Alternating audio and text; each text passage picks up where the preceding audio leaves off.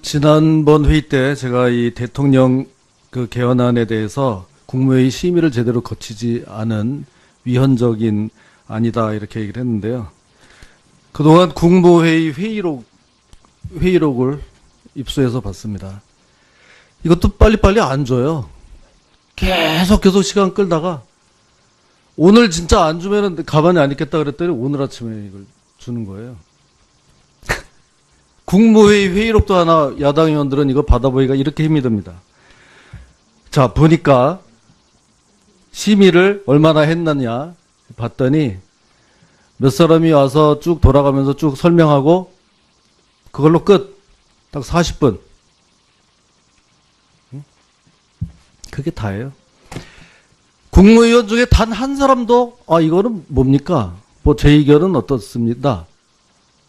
없습니다. 뭐 반대? 그런 분위기에서 반대요? 있을 수도 없죠. 그러고 있는 거예요, 지금. 그래서 제가 얘기하지 않았습니까? 그 대통령 개헌안은 조국 민정수석이 주도한 그런 안, 비서가 만들어 보낸 거를 우리 국회에서 그걸 들여다보고 있을 필요도 없다.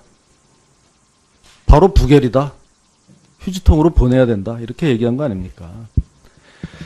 이걸 한번 지적을 했더니 이제는 비서실장까지 뛰어나와요. 네? 요즘 정부는 그래요. 뭐 좀 이거 법에 문제가 된다 이야기를 하면은 더오기를 부리는 거예요. 더.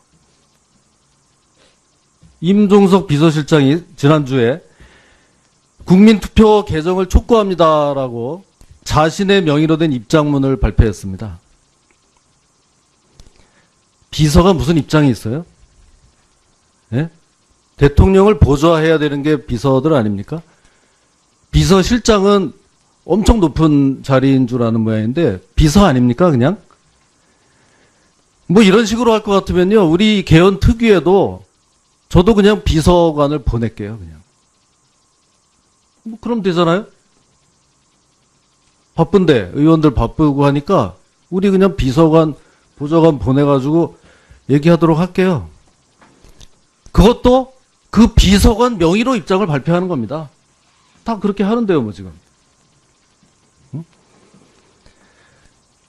특정 법률, 뭐예요? 국민투표법을 개정해 달라고 하면서 국회를 압박합니다. 언제까지 안 되면은 이게 안 되니까 반개헌 세력이 될 수 있으니까 해야 된다. 이렇게 예민한 정치적인 사안을 특정 법률에 대해서 국회 전체를 압박하는 이런 것을 비서가 와서 발표를 하고 그 다음에 또 우리는 특위를 열어서 이걸 해야 되냐 말아야 되냐 이렇게 얘기를 해야 됩니까? 이러니까 시중 일각에서는 도대체 누가 대통령이고 누가 비서실장인지 모르겠다는 말까지 나오고 있는 거 아닙니까? 대통령이 발의한 개헌안은요. 그래서 이 비서가 보낸 것, 비서들이 나서가지고 빨리 좀 처리해달라고 하는 거, 이거를 우리 국회 이 테이블에 올린다는 그 자체가 이건 국회에 대한 모욕이다. 저는 이렇게 생각하고요. 야사당이 계속해서 반대하지 않았습니까? 그럼 그거 어차피 통과될 가능성도 없는 걸 가지고 계속 이렇게 뭘 압박을 하고 그러는데 빨리 국회 이 일정 잡아가지고 표결에 붙이기를 바랍니다. 안 되는 건 안 되는 거대로 빨리 처리를 하고 또 그렇게 하니까 자꾸 개헌할 생각이 없는 거 아니냐 하니까 우리 여야는 빨리 모여서 원점에서 재검토를 하자. 그런 얘기입니다. 그랬더니 이제 그동안 계속 민주당, 우리 여당은 개헌안이 없는 거 아니냐? 그랬더니 오늘 와서 좀 이렇게 얘기를 하는데요.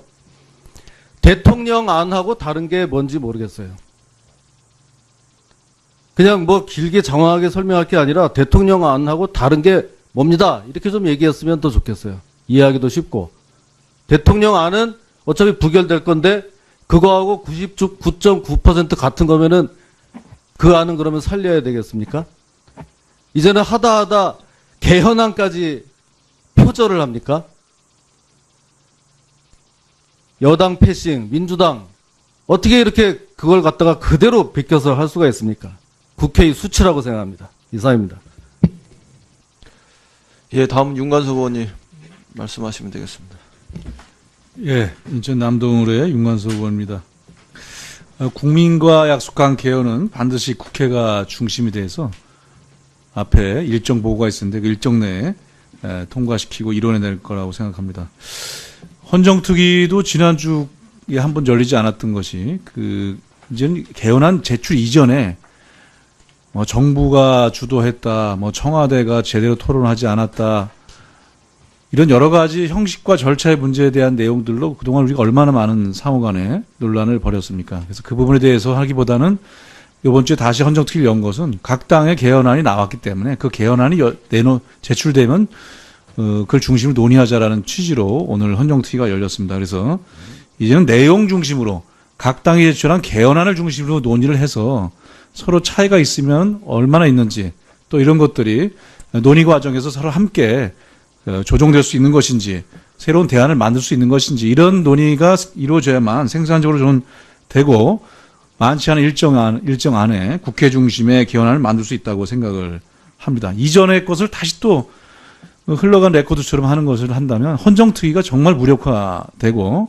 헌정특위가 패신당한 상태에서 개헌안이 논의가 되겠죠. 이미 각 당의 원내대표들이 개헌안을 중심으로 정치 협상을 진행하고 있습니다. 진행하고 있는 상태에서의 속도를, 내용을 전혀 따라가기는커녕 별개의 것으로 과거에 이야기만 해서는 헌정특위가 무력화된다, 이런 걸 한번 지적드리고요. 두 번째는 민주당의 개헌안이 확실하게 있습니다. 시작 전에 우리 이인영 강사도 몇 가지 함축적으로 설명을 했습니다만은 사실 이 개헌안이 정부안이 제출되기 전까지 당에서 먼저 여러 차례 개헌 요청을 열어서 중요한 부분에 대해서 우리 의원들의 의견을, 당의 의견을 다 수렴을 해서 선 논의가 있었습니다. 개헌안 선 논의가 있었고, 이런 것을 근거로 해서 정부 측에서, 청와대에서 개헌을 만들었고, 그 다음에 이것이 정부 측의 발의로 국회에 넘어왔던 그런 과정입니다. 그렇다 하더라도 저희가 또한 현재 원내대표 중심으로 정치 협상을 하면서 민주당의 이 개헌안에 대한 자율성, 독자성, 그리고 또 유연한 협상을 하겠다, 이런 것을 공언하고 있는 상태이기 때문에 내용 중심의 논의가 들어가면은 저는 상당한 부분에 성과가 나올 수 있을 거라고 생각합니다. 지난 4월 3일 날 자유한국당의 김성태 원내대표가 자유한국당의 개헌 로드맵을 발표를 했습니다. 신속한 당론 확정을 요구했던 것에 비해서 시기가 너무 늦어서 만시지탄이지만 지금이라도 발표해서 내용 중심으로 갈 것을 기대하고 있습니다. 그러나 그 발표한 개헌 로드맵 내용을 보면은 여러 가지 또 우려스러운 점이 많이 있습니다. 내용 중심으로 말씀드리더라 하더라도 분권 대통령 책임 총리제를 통해 이번 개헌에 부여된 시대적 과제를 완수하고 제왕적 대통령제를 반드시 종식해 나가겠다, 이렇게 담고 있습니다. 여기서 말하는 분권 대통령 책임 총리제라는 것이 쉽게 말해서 국민이 직접 투표로 뽑은 대통령에게는 통일 외교 국방의 권한만 주고 300명의 국회의원이 선출한 총리에게 나머지 권한을 모두 주겠다. 이 부분은 자칫 국민주권 부족으로 나아가고 제왕적 대통령제라고 계속 얘기하지만 사실은 제왕적 총리를 탄생시키는 그런 문제점이 저는 확연하게 드러날 수 있다고 생각합니다. 상권 분리까지 부정하는 문제도 있습니다. 지금 국회를 보십시오. 지금 국회가 4월 국회가 열렸지만 정상화가 안 되고 있지 않습니까? 헌정특위만 지금 가동되고 있다고 하는데 제1야당의 이 국회 보이콧으로 해서 국회가 지금 멈춰선 상태에 있습니다. 만약에 이런 일이 계속 반복되는 국회 상황이 개선되지 않고 국회가 총리 선출권을 가지고 제왕적 총리를 선출해서 이 국정을 운영하게 된다면 대한민국이 멈춰서는 큰 혼란이 발생할 수 있다, 이런 걱정을 하게 됩니다. 그래서 이것은 정치적 정당성이나 책임성, 안정성 모두 현실적으로 타당하지 않은 분권 대통령 책임 총리제다, 이렇게 내용적으로 들여다봤을 때 지적을 먼저 하겠습니다. 이건 사실상의 내각제라고 봅니다. 또한 내용의 다른 부분도 지방분권의 강화를 위해서 자치입법권을 강화하고 자치행정권과 자치조직권을 인정하는 방안에 대해서도 면밀히 검토하겠다, 이렇게 하면서도 또 지방정부라는 용어는 거부를 하고 있습니다. 평소 청년과 미래세대를 걱정한다고 하는데 학제 개편을 전제로 선거 연령을 조정하겠다고 하고 청년과 미래세대 스스로가 주권을 행사하는 것을 가로막고 있습니다. 이런 식으로 해갖고는 자유한국당의 개헌 시기를 저는 신뢰할 수 없다. 6월 국회 발의, 9월 국민투표 지속을 주장하지만 1분 1초가 아쉬운 상태에서 보이콧하는 것으로는 진정성이 송두리째 의심되고. 지난번 회의 때 제가 이 대통령 그 개헌안에 대해서 국무회의 심의를 제대로 거치지 않은 위헌적인 안이다 이렇게 얘기를 했는데요. 그동안 국무회의 회의록을 입수해서 봤습니다. 이것도 빨리빨리 안 줘요. 계속 시간 끌다가 오늘 진짜 안 주면은 가만히 안 있겠다 그랬더니 오늘 아침에 이걸 주는 거예요. 국무회의 회의록도 하나 야당 의원들은 이거 받아보기가 이렇게 힘이 듭니다. 자, 보니까 심의를 얼마나 했느냐 봤더니 몇 사람이 와서 쭉 돌아가면서 쭉 설명하고 그걸로 끝. 딱 40분. 그게 다예요. 국무위원 중에 단 한 사람도 이거는 뭡니까? 뭐 제 의견은 어떻습니다. 없습니다. 뭐 반대? 그런 분위기에서 반대요? 있을 수도 없죠. 그러고 있는 거예요, 지금. 그래서 제가 얘기하지 않았습니까? 그 대통령 개헌안은 조국 민정수석이 주도한 그런 안, 비서가 만들어 보낸 거를 우리 국회에서 그걸 들여다보고 있을 필요도 없다. 바로 부결이다. 휴지통으로 보내야 된다. 이렇게 얘기한 거 아닙니까? 이걸 한번 지적을 했더니 이제는 비서실장까지 뛰어나와요. 네? 요즘 정부는 그래요. 뭐 좀 이거 그래서 이 비서가 보낸 것, 비서들이 나서가지고 빨리 좀 처리해달라고 하는 거, 이거를 우리 국회 이 테이블에 올린다는 그 자체가 이건 국회에 대한 모욕이다. 저는 이렇게 생각하고요. 야사당이 계속해서 반대하지 않았습니까? 그럼 뭐 그거 어차피 통과될 가능성도 없는 걸 가지고 계속 이렇게 뭘 압박을 하고 그러는데 빨리 국회 일정 잡아가지고 표결에 붙이기를 바랍니다. 안 되는 건 안 되는 거대로 빨리 처리를 하고 또 그렇게 하니까 뭐 자꾸 개헌할 생각이 없는 거 아니냐 하니까 우리 여야는 빨리 모여서 원점에서 재검토를 하자. 그런 얘기입니다. 그랬더니 이제 그동안 계속 민주당, 우리 여당은 개헌안이 뭐냐, 없는 거 아니냐. 그랬더니 오늘 와서 뭐 좀 이렇게 얘기를 하는데요. 대통령 안하고 다른 게 뭔지 모르겠어요. 그냥 뭐 길게 장황하게 설명할 게 아니라 대통령 안하고 다른 게 뭡니다. 이렇게 좀 얘기했으면 더 좋겠어요. 이해하기도 쉽고. 대통령 안은 어차피 부결될 건데 그거하고 99.9% 같은 거면은 그 안은 그러면 살려야 되겠습니까? 이제는 하다 개헌안까지 표절을 합니까? 여당 패싱, 민주당 어떻게 이렇게 그걸 갖다가 그대로 베껴서 할 수가 있습니까? 국회의 수치라고 생각합니다. 이상입니다. 예, 다음. 법에 문제가 된다 이야기를 하면은 더 오기를 부리는 거예요, 더. 임종석 비서실장이 지난주에 국민투표 개정을 촉구합니다라고 자신의 명의로 된 입장문을 발표했습니다. 비서가 무슨 입장이 있어요? 예? 대통령을 보좌해야 되는 게 비서들 아닙니까? 비서실장은 엄청 높은 자리인 줄 아는 모양인데 비서 아닙니까 그냥?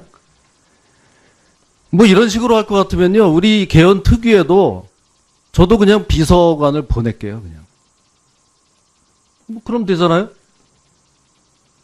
바쁜데 의원들 바쁘고 하니까 우리 그냥 비서관 보좌관 보내가지고 얘기하도록 할게요. 그것도 그 비서관 명의로 입장을 발표하는 겁니다. 다 그렇게 하는데요 뭐 지금.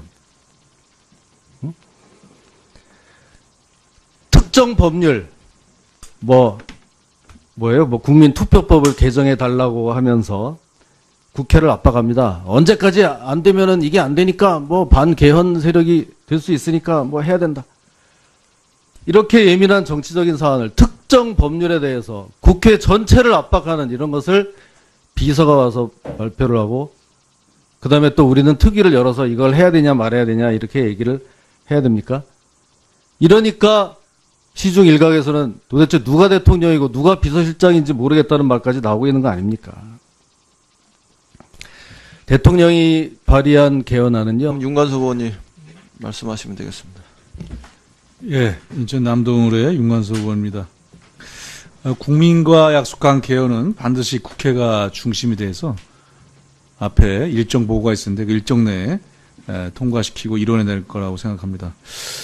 헌정특위도 지난주에 한번 열리지 않았던 것이 이제는 개헌안 제출 이전에 정부가 주도했다, 청와대가 제대로 토론하지 않았다, 이런 여러 가지 형식과 절차의 문제에 대한 내용들로 그동안 우리가 얼마나 많은 상호간에 논란을 벌였습니까? 그래서 그 부분에 대해서 하기보다는 이번 주에 다시 헌정특위를 연 것은 각 당의 개헌안이 나왔기 때문에 그 개헌안이 제출되면 그걸 중심으로 논의하자라는 취지로 오늘 헌정특위가 열렸습니다. 그래서 이제는 내용 중심으로 각 당이 제출한 개헌안을 중심으로 논의를 해서 서로 차이가 있으면 얼마나 있는지 또 이런 것들이 논의 과정에서 서로 함께 조정될 수 있는 것인지 새로운 대안을 만들 수 있는 것인지 이런 논의가 이루어져야만 생산적으로 좀 되고 많지 않은 일정 안에 국회 중심의 개헌안을 만들 수 있다고 생각을 합니다. 이전의 것을 다시 또 흘러간 레코드처럼 하는 것을 한다면 헌정특위가 정말 무력화되고 헌정특위가 패신당한 상태에서 개헌안이 논의가 되겠죠. 이미 각 당의 원내대표들이 개헌안을 중심으로 정치 협상을 진행하고 있습니다. 진행하고 있는 상태에서의 속도를, 내용을 전혀 따라가기는커녕 별개의 것으로 과거에 이야기만 해서는 헌정특위가 무력화된다, 이런 걸 한번 지적드리고요. 두 번째는 민주당의 개헌안이 확실하게 있습니다. 시작 전에 우리 이인영 강사도 몇 가지 함축적으로 설명을 했습니다만은 사실 이 개헌안이 정부안이 제출되기 전까지 당에서 먼저 여러 차례 개헌 의총을 열어서 중요한 부분에 대해서 우리 의원들의 의견을, 당의 의견을 다 수렴을 해서 선 논의가 있었습니다. 개헌안 선 논의가 있었고 이런 것을 근거로 해서 정부 측에서, 청와대에서 개헌안을 만들었고 그 다음에 이것이 정부 측의 발의로 국회에 넘어왔던 그런 과정입니다. 그렇다 하더라도 저희가 또한 현재 원내대표 중심으로 정치협상을 하면서 민주당의 이 개헌안에 대한 자율성, 독자성, 그리고 또 유연한 협상을 하겠다, 이런 것을 공언하고 있는 상태이기 때문에 내용 중심의 논의가 들어가면은 저는 상당한 부분의 성과가 나올 수 있을 거라고 생각합니다. 지난 4월 3일 날 자유한국당의 김성태 원내대표가 자유한국당의 개헌 로드맵을 발표를 했습니다. 신속한 당론 확정을 요구했던 것에 비해서 시기가 너무 늦어서 만시지탄이지만 지금이라도 발표해서 내용 중심으로 갈 것을 기대하고 있습니다. 그러나 그 발표한 개헌 로드맵 내용을 보면은 여러 가지 또 우려스러운 점이 많이 있습니다. 내용 중심으로 말씀드리더라 하더라도 분권 대통령 책임 총리제를 통해 이번 개헌에 부여된 시대적 과제를 완수하고 제왕적 대통령제를 반드시 종식해 나가겠다, 이렇게 담고 있습니다. 여기서 말하는 분권 대통령 책임 총리제라는 것이